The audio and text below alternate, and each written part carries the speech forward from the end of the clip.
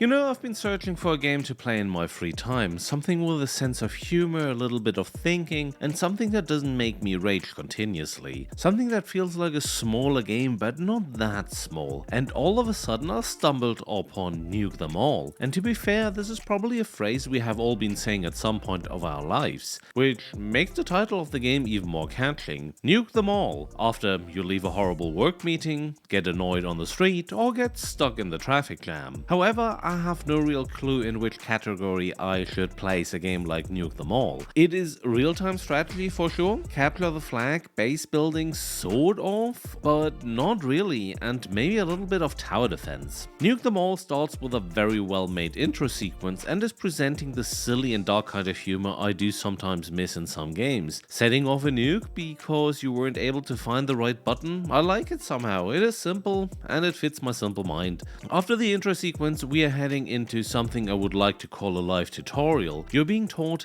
how the game mechanic works. Very positive aspect in this case, the tutorial is narrated and the different phases of the tutorial are not split into multiple missions. Something I have not seen that often before when it comes to real-time strategy games. The benefit of this method is clear. You're not losing the flow when switching to the next tutorial mission. Being finally in the game, we have to maneuver our troops around, need to decide on special unit spawns, capture flags, repair broken buildings, and most important, we need to take care of the center of the map. Why the center of the map? Well, maybe not always the center, but a very important spot. This spot hosts the nuclear bombs facility, and if your enemy manages to capture it and stays on it for too long, the game can become an ugly mess very fast. So make sure you're not giving this one away. It will give you a strategic advantage you don't want to miss. A little critique here. In my opinion, the race for the nuke starts too early, somewhat right at the start of the game. Sure, it is the name of the game, but there is not much room for any prep time. The gameplay is somewhat fast, and honestly, even on normal difficulty, it makes me sweat at some point, so I had to lower the difficulty. I guess the computer is just more strategic than I am. I just have to get good, I guess? Or maybe there needs to be a little balancing